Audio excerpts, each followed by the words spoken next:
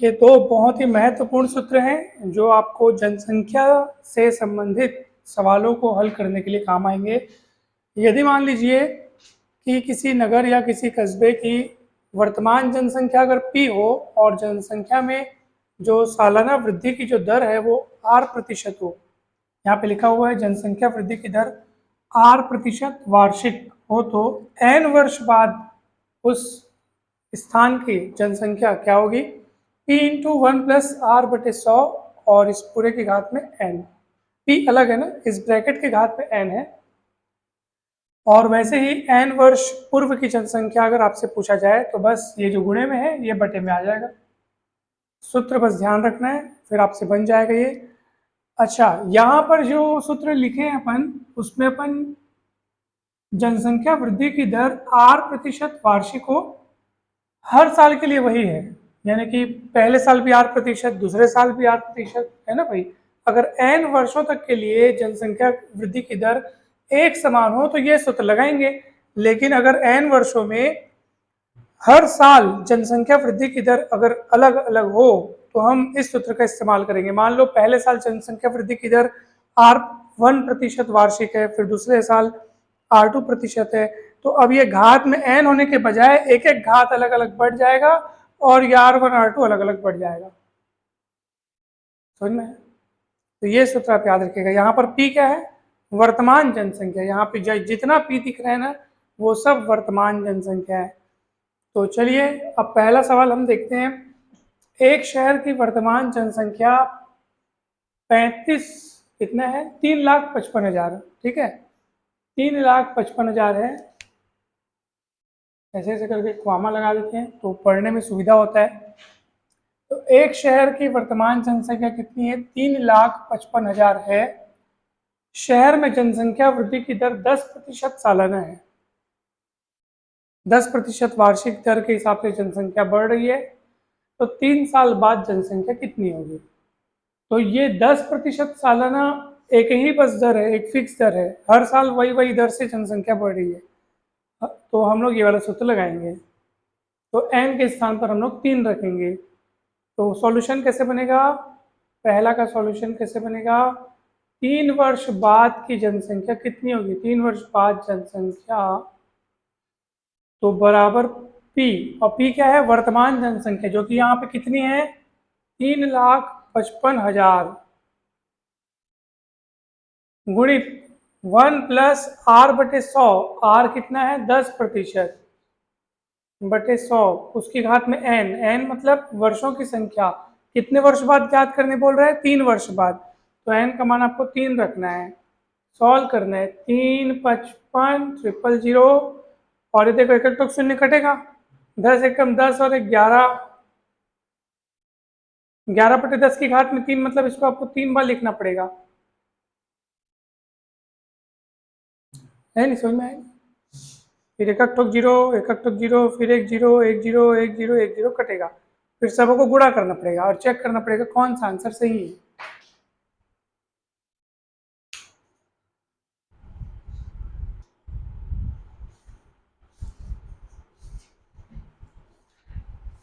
तो इसको आपने सॉल्व किया, कितना आया?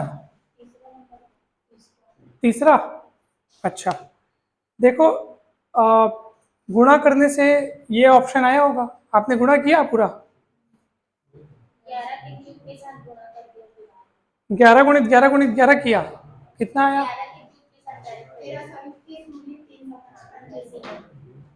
अच्छा, एक तरीका और है, देखो एक तरीका, आपने इसको गुणा किया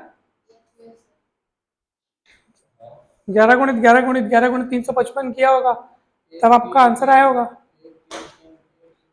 सरल तरीका क्या है? देखो सीधी सी बात है कि 355 में 11 11 11 का 3 बार गुणा होने वाला है, यानी कि जो भी आंसर आएगा वो 11 का गुणज होगा, क्योंकि 11 का गुणा करने से ही बन रही है। 11 का गुणज मतलब जो 11 से भाग जाए। अब 11 से विभाज्यता का नियम याद करो, ये आपको पता होना चाहिए ताकि आप तुरंत आंसर खोज सको। तो कोई भी संख्या 11 से कब भाग जाती है?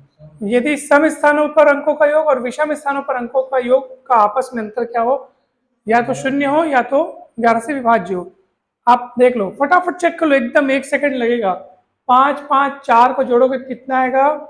एक 5 5 5 5 ये 15 और इधर 4 2 6, अंतर गड़बड़ हो गया। समझ में आ रहा है मैं जो बोल रहा हूँ?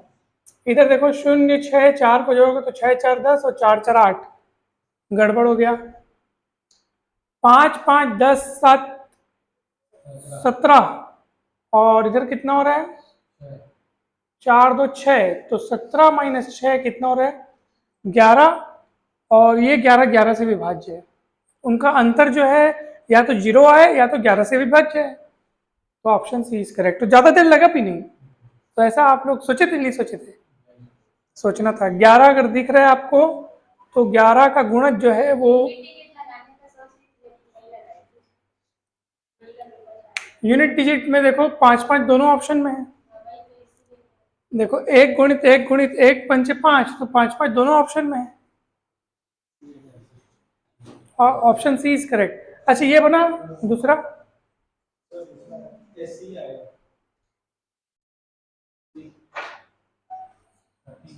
ये वाला 30,000 आएगा पक्का?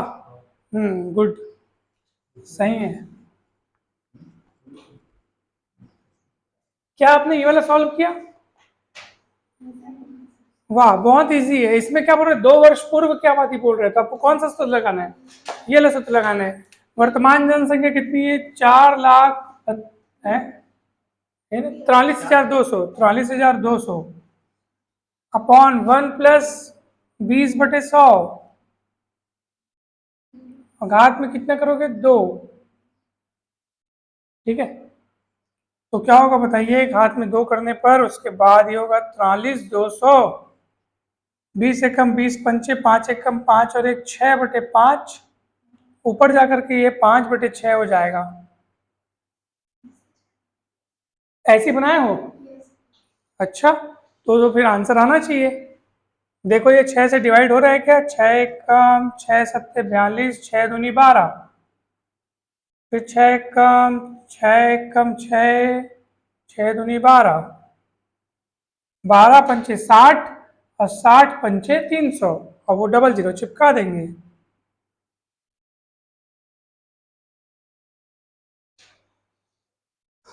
आगे आंसर देखिए, 30,000। कितना सरल था बताइए?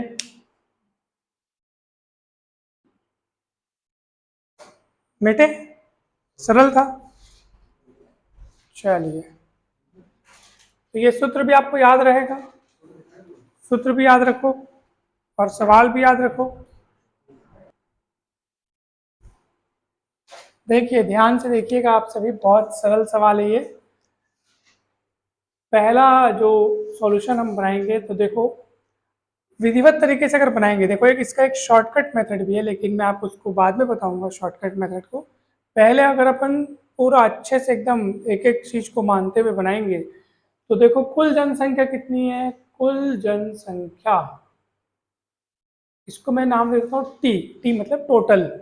ठीक है, तो ये कितना है आप बताओ? 8,000। इसमें से कुछ पुरुष हैं कुछ महिलाएं हैं। ठीक है, तो इसमें से पुरुषों की संख्या को x मान लो आप। पुरुषों की संख्या यानी मेल, मेल को उनकी संख्या आप क्या मान लो? x। तो आप बताओ महिलाओं की संख्या कितनी होगी? महिलाओं की संख्या जो कि फीमेल होगी वो आपका कितना होगा? घटाने से मिल जाएगा। कुल 8,000 है। 8,000 में से टोटल जनसंख्या में से अगर आप पुरुषों की संख्या को माइनस करोगे तो आपको महिलाओं की जनसंख्या मिलेगी कि नहीं मिलेगी? बताओ भला। अब क्या बोल रहा है प्रश्न में? पुरुषों की जनसंख्या में, पुरुषों की संख्या में 8% की वृद्धि हो जाए और महिलाओं की संख्या में 12% की वृद्धि हो जाए। तो अब बताओ पुरुषों की संख्या x है और उसमें कितने परसेंट की वृद्धि बोल रहा है? 8% की वृद्धि बोल रहा है। तो नई जनसंख्या, पुरुषों का जो नया जनसंख्या होगा वो x गुणित 108/100 होगा कि नहीं होगा बता दो। अब अगर ये समझ में नहीं आया कि कैसे हुआ तो इसको एक बार अच्छे से और समझा रहा हूँ, लेकिन आपको याद रखना। देखो पुरुषों की जनसंख्या पहले कितनी थी? x थी। ठीक है ना भाई, ध्यान से समझिएगा। अब x तो है ही है, लेकिन साथ ही साथ 8% और बढ़ गया, तो x तो है ही प्लस x का यानी पुरुषों की जनसंख्या का 8% और बढ़ गया। बात समझ में आ गया? तो क्या होगा, x प्लस एक्स का मतलब गुणा 8/100, x कॉमन निकलेगा, 1 प्लस 8/100 आएगा, तो तिर्यक गुणा करोगे तो 100 और प्लस 8 108/100, तो डायरेक्ट लिखो। तो ये बात हमेशा याद रखना, इस पर कंफ्यूज नहीं होना है। अगर कोई राशि में कुछ परसेंट बढ़ रहा है, जैसे मान लो 8% बढ़ा, तो अब वो बढ़ करके टोटल जो राशि बनेगी वो कितनी होगी, 108/100। 20% बढ़ता तो 120/100, और उतना वो राशि जो जिसमें बढ़ोतरी हुई है वो उसका गुणा करेंगे। जैसे x में बढ़ोतरी हुआ है तो x गुणित ऐसे करके लिखेंगे। अगर मान लो कमी होता है, मान लो 8% का कमी होता है, तो आप क्या लिखते हैं, x गुणित 92/100। 8% का अगर कमी होता तो क्या लिखते हैं, 92/100। बटे में 100 रहेगा ही रहेगा, ऊपर में आपको 100 में से उतना प्लस या उतना माइनस करके आपको लिखना है। चलो, ये किसका संख्या हुआ, पुरुष का बढ़ करके जो संख्या हुआ वो हुआ वो। महिलाओं का संख्या में बढ़ करके कितना हो जाएगा बताओ। महिलाओं का संख्या कितना हो जाएगा बढ़ करके, तो ये किसमें, महिलाओं की संख्या पहले है 8000 माइनस एक्स लिखनी होगी आपको, फिर 8000 माइनस एक्स का 12% और बढ़ गया तो 8000 माइनस एक्स कॉमन निकलेगा, और कितना होगा ये 112/100। समझ में आया कि नहीं, ये पूरा हिस्सा की समझ में आया, ये पूरा ये हिसाब किताब। और ये पुरुषों की बढ़ी हुई संख्या बढ़ करके, और ये महिलाओं की बढ़ी हुई संख्या, और दोनों की अब कुल जनसंख्या टोटल कितनी हो जाती है प्रश्न के हिसाब से, 8680। तो 8680 आपको यहाँ पे रखना है, अब फिर आपको इसको सॉल्व करना है। अब ये काम आप इजीली कर सकते हो, मैं भी कर लेता हूँ। चलो देखो भाई, 100 नीचे में से कॉमन है, मतलब दोनों का एलसीएम 100 आएगा। 100 तिर्यक गुणा होकर इधर चले जाएगा, तो ये कितना आएगा देखो जरा, ये हो जाएगा 108x बटे 100, इधर का बटे 100, एक साथ बटे 100, और वो बटे 100 को उधर लिख दिए, समझ जाओ ऐसे, ठीक है। प्लस अब आप देखेंगे 112 गुणित 8000 करेंगे, गुणा मत करो भले, अगर आपको गुणा नहीं करना तो मत करो, रहन दो, वो कटेगा पिटेगा भी देखना। और फिर क्या आएगा देखो, माइनस 112x होगा, और ये हो जाएगा 86 80 00। 100 जो नीचे में आया था ना, वो तिर्यक गुणा के उधर चले गया और 00 बढ़ गया वहां पे, ठीक है। अब देखो 108x में से 112x जाएगा तो -4x बचेगा, -4x को उधर भेज दो तो 4x हो जाएगा, और उधर से आप इस बड़ी संख्या को इधर ला लो। क्या होगा देखो, 112, या इसको गुणा कर लो तो भी कोई दिक्कत नहीं है, फटाफट गुणा कर सकते हो। 8 दूनी 16 हासिल है, 8 में 8 9 8 एकम 8, 000 माइनस, और उधर कौन जाएगा 4x। समझ में आया कि नहीं है, 112x और 108x घटेगा तो -4x, उधर जाके +4x हो गया। समझ में आ रहा है कि नहीं आ रहा है। अब चलो कितना घट के बचेगा आप बता दो, 000 तो 000 आएगा। उसके बाद 16 में 8 गया तो 8, उधारी वापस, 9 में से 7 गया तो 2, 28,000 बचेगा। आप देख लो कितना बचेगा, 28,000 बच रहा है, 28,000। 8 दूनी 16 हासिल 1, 8 8 और 1 9, क्या चीज, हाँ अच्छा, अपन x का मान निकालेंगे ना, यस यस। फिर क्या होगा, ये 4x हो जाएगा, और उसके बाद x का मान कितना निकलेगा, 28,000 भागी 4 करेंगे तो 7,000। 7,000 पुरुषों की जनसंख्या, हमको निकालने बोला है महिलाओं की जनसंख्या, है ना भाई। तो यह महिलाओं की जनसंख्या 8,000 माइनस x, तो 8,000 माइनस 7,000 करेंगे तो 1000 आपका महिलाओं की जनसंख्या आएगा। ऑप्शन बी करेक्ट है। कठिन लगा क्या, कठिन नहीं है, बहुत सरल है, ये एकदम विधिवत जमा करके हुआ बनाने से, मतलब हम लोग एकदम जमा करके इसको बनाए हैं, तो ये ऐसा बना है। अभी इसके कौन सा फॉर्मूला इस पे, वो फॉर्मूला हमको उस समय इस्तेमाल करना है जब जनसंख्या, पूरी जनसंख्या में वृद्धि की दर हो।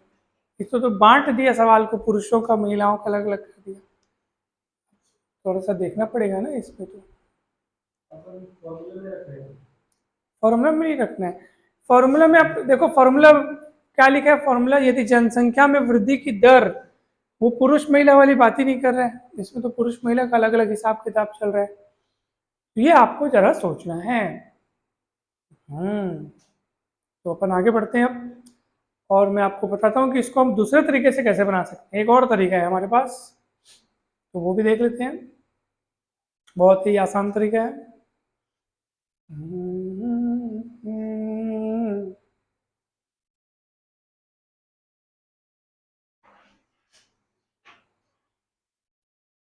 मैं इसको मिटाऊं, ये वाले को मिटा दूं? चलिए,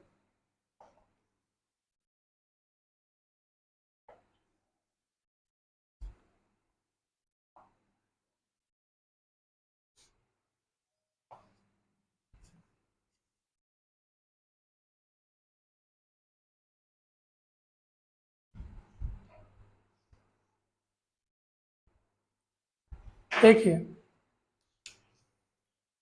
टोटल जनसंख्या है उस शहर की 8,000। पुरुषों की संख्या में 8% और महिलाओं की संख्या में 12% की वृद्धि होती है, तो जनसंख्या 86-80 हो जाती है या हो जाएगी। तो महिलाओं की संख्या ज्ञात करना है। देखो ध्यान से देखिएगा। आपको ये बात तो पता होगी कि टोटल जनसंख्या मतलब कि टोटल मेल्स और फीमेल्स, यानी पुरुष और महिला को जोड़ेंगे तो टोटल संख्या मिलता है आपको। अब पुरुष के संख्या में 8% का बढ़ोतरी कर रहा है, ठीक है। तो एम एम यानी पुरुष, और उसकी संख्या में कितने परसेंट की बढ़ोतरी? 8% की बढ़ोतरी। तो एम का 8% है ना, एम की संख्या में 8% बढ़ोतरी, ठीक है। एम का 8% हो जाएगा, और प्लस फीमेल का कितना परसेंट?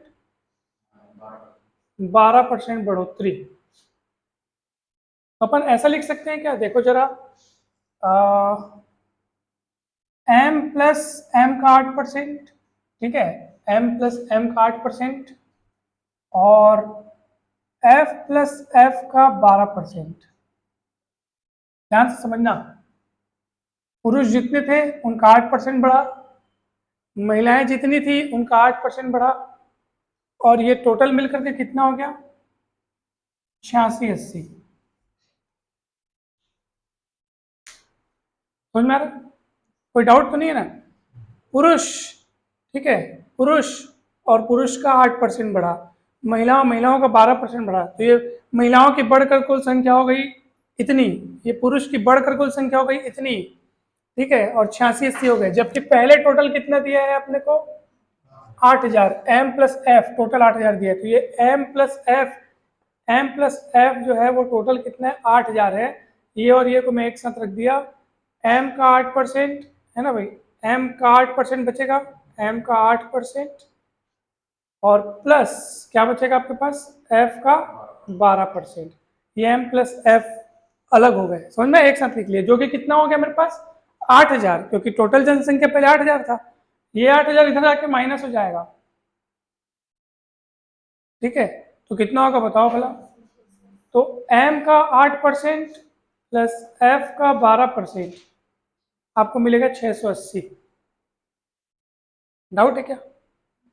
अच्छा एक और बात बताओ, एम का 8% और एफ का कितना परसेंट है? 12%। उसको आप लिख लो, एफ का 8% प्लस एफ का 4%,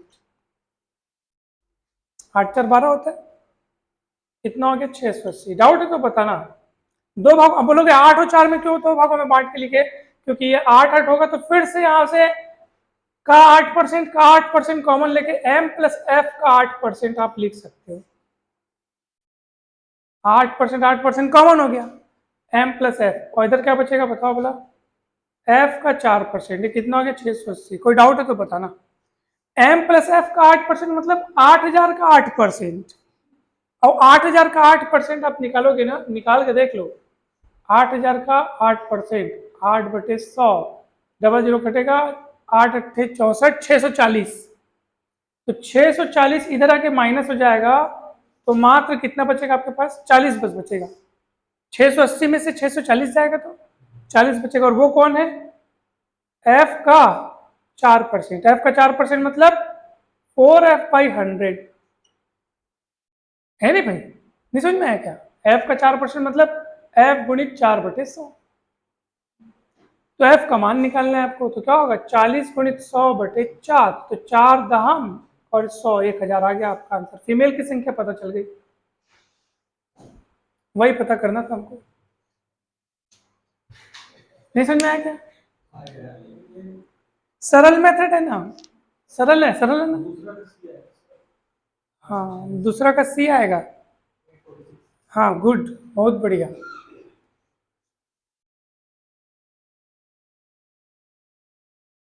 अच्छा लगा, थोड़ा बहुत अच्छा लगा। या अगर आप इसको और सरल तरीके से समझना चाहते हो, और ज्यादा सरल, इसी से जुड़ा हुआ है, बस इसी मेथड को मैं बताऊंगा थोड़ा छोटा करके, ध्यान से देखना, थोड़ा छोटा करके बताऊंगा। इसको मैं मिटा दूं, ठीक है? देखो ध्यान से समझना। अगर आप एकदम ये एकदम डिटेल में हो गया, मतलब दूसरा मेथड भी एकदम डिटेल में हो गया।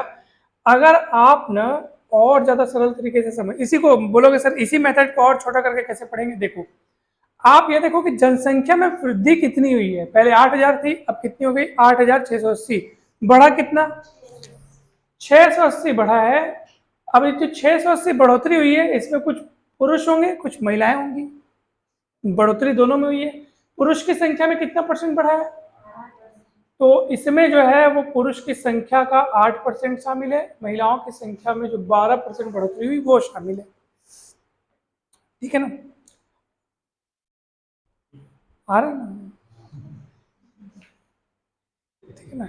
हाँ, नींद नहीं आनी चाहिए किसी को। तो एम का 8%, एफ का 12%। अब आप देखो, एम का 8% और एफ का 12%, यहाँ सॉरी 8% खींच लो आप, तो इधर कितना बचेगा आपके पास? एफ का 4% बचेगा।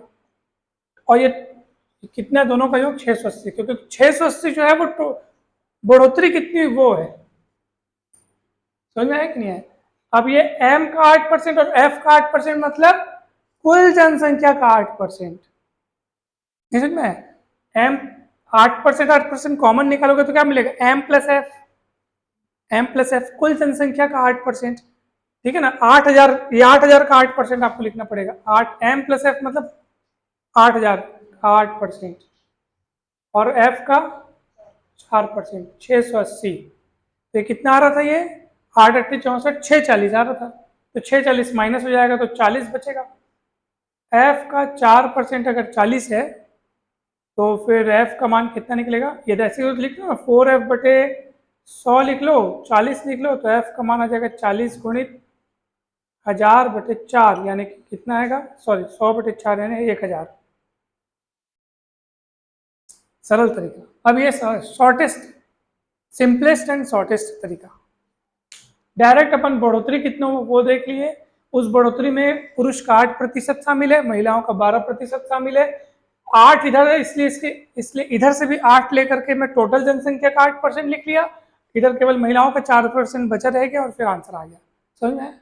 ये बढ़िया तरीका है नहीं? चलिए दूसरा देखो। एक गांव की आबादी 9400 है, गांव में 55% पुरुष हैं, तो महिलाएं कितने परसेंट हुई बताओ?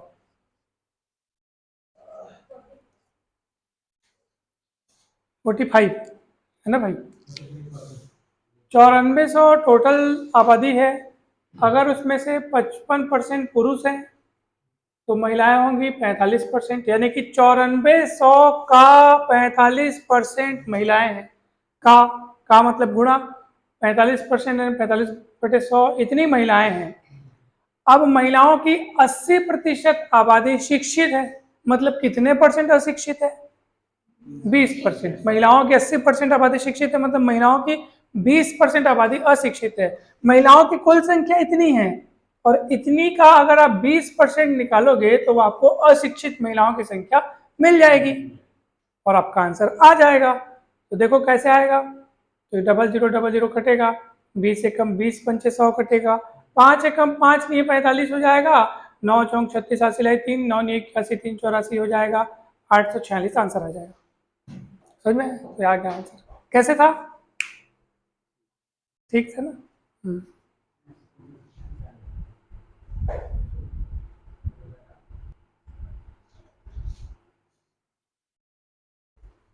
पहला वाला तो सबसे बन गया ना। पहला वाला आप लोग कैसे बनाए बताओ भला। एक गांव में 60% पुरुष हैं, तो 60% पुरुष हैं, इसका मतलब 40% क्या है, महिलाएं हैं। ठीक है, मान लो उस गांव की आबादी x है, तो x का 40% जो है वो महिलाएं हो गई, और महिलाओं की जो अशिक्षित महिलाओं की संख्या 1850 है। ठीक है, तो सुनो ना, 80% महिलाएं शिक्षित हैं, इसका मतलब अशिक्षित कितनी, 20%। तो इसका 20%, देखो पहले x क्या माने, x हो गया कुल जनसंख्या। कुल जनसंख्या का 60% पुरुष है, मतलब कुल जनसंख्या का 40% महिलाएं हैं। अब कुल जनसंख्या का 40% यानी x गुणित 40/100, ये महिलाओं की संख्या हो गई, और इन महिलाओं की संख्या में 80% शिक्षित है, इसका मतलब इनका 20% अशिक्षित है। और ये संख्या प्रश्न ने हमको कितनी दी है, 1850 दी है। x का मान निकालने के लिए सबको उधर पक्षांतर कर दो, 100 ऊपर चले जाएंगे, 40-20 नीचे आ जाएंगे, x का मान निकल जाएगा। चलिए दूसरा सवाल कैसे बनाएंगे।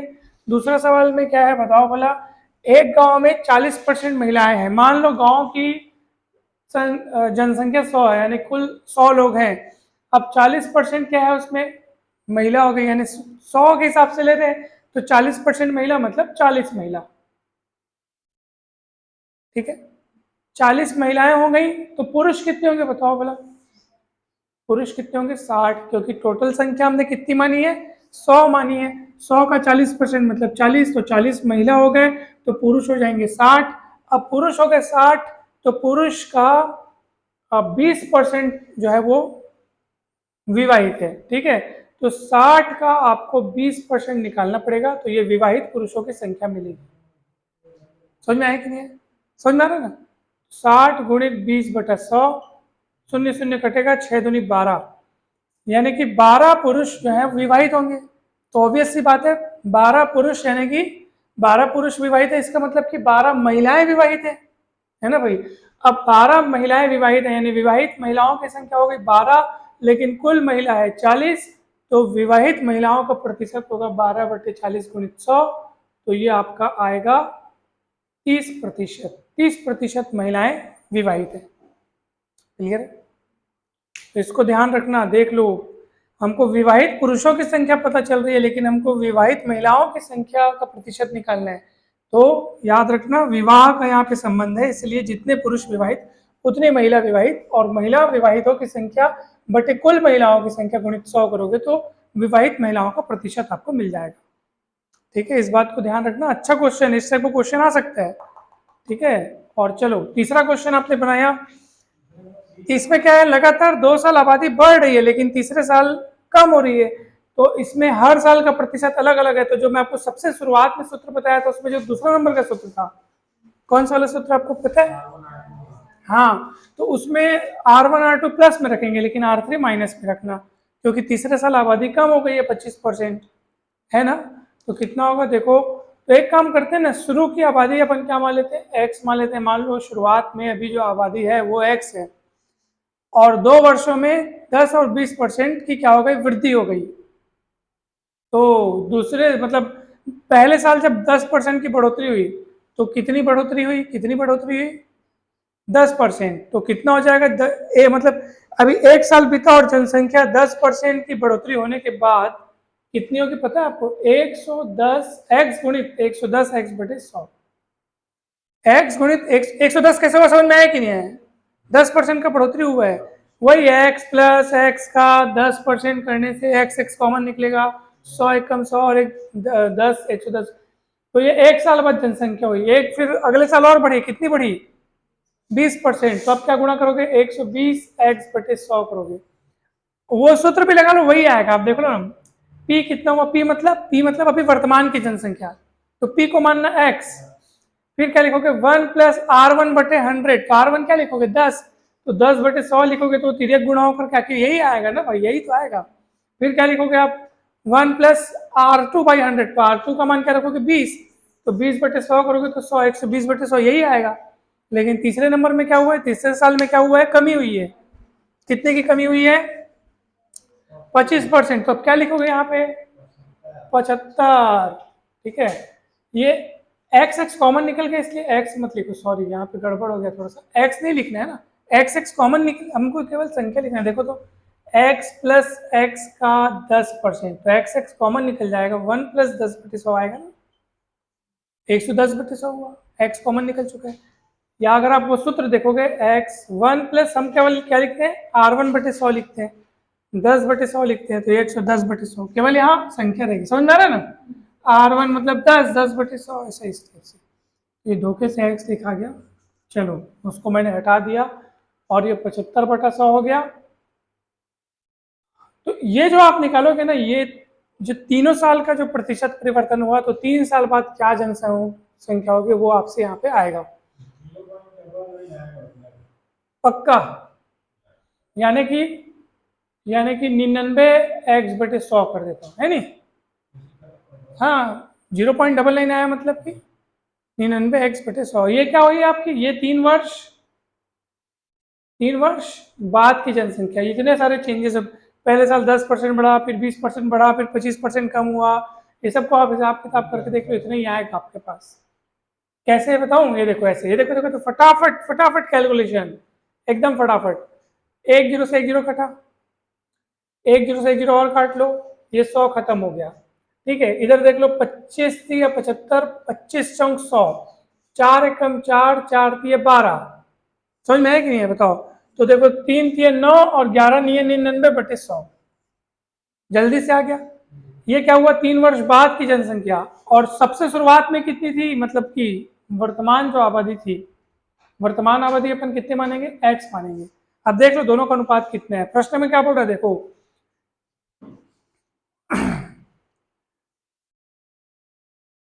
तीसरे वर्ष की और 3 वर्ष पूर्व की जनसंख्या का अनुपात। ठीक है, तीसरे वर्ष मतलब 3 साल का चेंजेस होने के बाद की जनसंख्या, और 3 साल पहले की जनसंख्या का अनुपात। अनुपात करोगे तो एक्स एक्स कटेगा, आपके पास कितना मिलेगा, 99/100, यानी कि अनुपात के रूप में लिखोगे आप 99/100।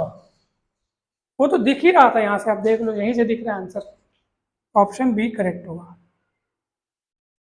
ये जो इतने परिवर्तन होने के बाद की जनसंख्या और इतना परिवर्तन होने के पहले की जनसंख्या, तो पहले की जनसंख्या को आप क्या माने थे, एक्स माने थे, अभी तो एक्स में ये सारे चेंजेस आपने लिखे। हाँ, ए और बी में होगा, तो उसके लिए मैं बता रहा हूँ ना आपको, प्रश्न को अच्छे से पढ़ो, क्या बोल रहे हैं, कौन सी बात पहले कर रहे हैं, 3 वर्ष, तीसरे वर्ष की जनसंख्या और 3 वर्ष पूर्व की जनसंख्या। पूर्व मतलब जब ये सब बदलाव नहीं हुए थे तब की जनसंख्या आपने कितनी मानी थी, एक्स, ये नीचे लिखोगे एक्स, क्योंकि देखो आपको अनुपात किसका किसका आएगा, अनुपात में जो चीज पहले दी होती है उसको ऊपर रखना है, जो चीज बाद में दी होती है उसको नीचे रखना है। पहले क्या लिखा है, तीसरे वर्ष की जनसंख्या, तीसरे मतलब पहले वर्ष जब ये बदलाव होगा, दूसरे वर्ष ये बदलाव हुआ, तीसरे वर्ष ये बदलाव हुआ, उसके बाद की जो जनसंख्या बनी उसको ऊपर लिखना है। और क्या लिखा है, अगली लाइन क्या लिखा है, 3 वर्ष पूर्व की जनसंख्या, मतलब ये सारे परिवर्तन होने के पहले, जिसको अपने किसका मान, कितना माना है, एक्स माना है ना भाई, तो वो आपको नीचे लिखना है, तो 99x/100। अगर आपको ये ऐसा लिखने का मन नहीं है तो आप अनुपात के रूप में लिख लो, ये अनुपात एक्स करके लिख लो। ठीक है, ये तीसरे वर्ष और ये 3 वर्ष पूर्व। अनुपात में क्या होता है, जो कॉमन चीज होती है उसको क्या कर लेते हैं, काट लेते हैं, एक्स एक्स कैंसिल हो गया, तो ये 99/100 अनुपात क्या हो जाएगा, 1 हो जाएगा। ठीक है, समझ में आ रहा है ना। और सरल बनाने तो क्या करते हैं, बटे का हटाने के लिए क्या करते हैं, दोनों में आप 100 का गुणा कर दो, तो क्या होगा, तो यहाँ 100 का गुणा करोगे तो 100 कट जाएगा, और यहाँ 100 का गुणा करोगे तो 100 आ जाएगा। अनुपात में आप काम कर सकते हो, कोई भी समान, कोई भी कॉमन संख्या का दोनों गुणा भाग कर सकते हो, अनुपात नहीं बदलता। 1:2 को आप 3:6 लिख सकते हो, बात एक ही है। पूछो कैसे हुआ, 3 का गुणा कर दिए, तो वैसे यहाँ 100 का गुणा कर दिए, एक्स का भाग कर दिए, ये ऐसे लिख, समझ में आ रहा है ना, कंफ्यूजन है ही नहीं इसमें, जो पहले दिया उसको आपको पहले लिखना है। हाँ, अगर कंफ्यूजन कब होता, जब ये बाद में लिख, इसको नीचे लिख करके उसको ऊपर लिखना होता, तो अब ये नीचे है तो बटे के बटे में रहता है तो क्या होता है, पलट जाता है, तो 100/99 होता है। अभी तो खुद ऊपर है, ऊपर वाली चीज थोड़ी पलटती है, ऊपर तो वैसी ही रहती है ना, तो 99/100 ही आएगा, 99/100 आएगा, है नहीं भाई, तो नहीं समझ में आया क्या, बताओ अगला।